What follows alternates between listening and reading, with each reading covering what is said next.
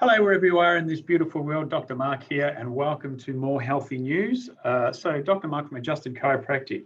Today talking to you a little bit about a new research paper that was published at the start of this month, August 2021. It was actually released on the 1st of August, and it was published by the Foundation for Vertebral Subluxation. I'll just share my screen now so you can actually see the publication itself. Quite extraordinary, the amount of people who are part of this study. Here it is actually written up. So it's a prevalence of abnormal findings in a cohort of 737 patients referred for MRI examination by doctors of chiropractic and potential neurological consequences associated with vertebral subluxation. So it was published in the Annals of Vertebral Subluxation Research on the 1st of August 2021, pages 53 to 61. And just summarizing, look, I'm going to actually read a fair bit of what was actually written up in this paper because it's quite extraordinary. So I found that up to 91% of patients had spinal abnormalities consistent with vertebral subluxation. Now, it's quite important in chiropractic that just the general person understands what it is that chiropractors do and what a vertebral subluxation is. So basically, a vertebral subluxation is a vertebra in the spine out of alignment. If it gets out of alignment so much, it can actually pinch on a nerve or compress on nerves or irritate the nerves coming out of the spine. And then that affects the messages going through those nerves. It affects the nervous system and therefore our body's ability to function correctly. So the nervous system doesn't function correctly. So how then would our body function correctly?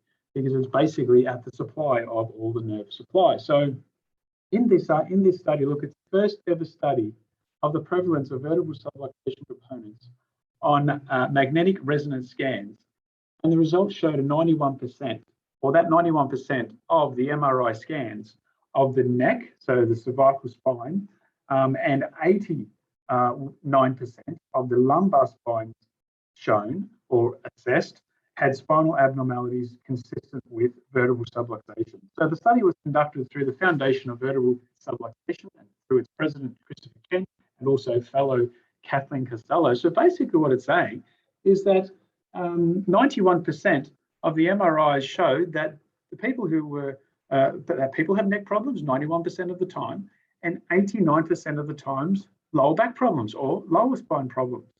Quite extraordinary. So the study included 737 participants or subjects, and this does make it one of the largest studies conducted on vertebral subluxation in the history of the chiropractic profession. The study looked at the MRI reports on all these consecutive cases. So 737 consecutive cases, meaning it didn't leave any of them out. It didn't pick the best of them. It didn't pick the worst of them. It just picked 737 consistent cases or as they came up. And the time period of this study was over a 3.5-year time period, so quite extensive.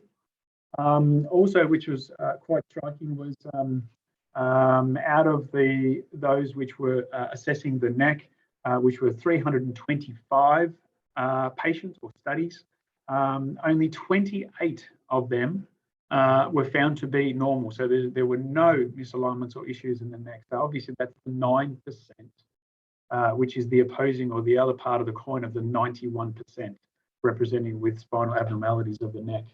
And then, so we have 91% with in the neck, 89% in the lower part of the spine.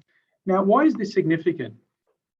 The reason why this study is significant is a lot of the times when people come to our office and come to our practice and do get a chiropractic assessment and come in with, oh, I've got a sore, lower back, and this is what's happening, or I might have a sore neck or shoulder or headaches, etc. Part of the assessment is, and sometimes we find other irregularities or areas in other areas of the body where they find that they don't have pain, or they didn't even come in for that, or they didn't even know it was going on. Because it was asymptomatic. I mean, there was no pain as part of that. And this is a really clear example that sometimes, and a large percentage of the time, pain isn't associated with the early onset of misalignments or when the nervous system is just starting to get interfered with. And this is very important in the young. So, babies to adolescents to teenagers, they just get on with life. And then what happens is any misalignments are carried through life. So when they get to their 30s and their 40s and their 50s, then they start to really break down. And this is when they start to get care, or they start to say, right, I've got to do something about this now because I'm not functioning well at all. And the important thing to understand is function is a key component of what the nervous system does. So most of the time, people will go and manage their health on how they feel. So am I feeling good or am I feeling bad? Am I feeling well or am I feeling sick? There's a huge component to health, not necessarily how we feel, but how we function. And if our function is not working correctly, they're the early signs that corrections can be made to offset things that need to be taken care of in the future, which sometimes is later and it's harder to manage issues in the body. So it's great to have a chiropractic check as early as possible in life, and it's also great just as maintenance, just to get checked periodically and making sure everything is working correctly. So these findings are very significant. Another thing which it does show us is a bit later on in the piece is that the foundation has also been doing other studies, or there's another study actually coming out very shortly. It is actually with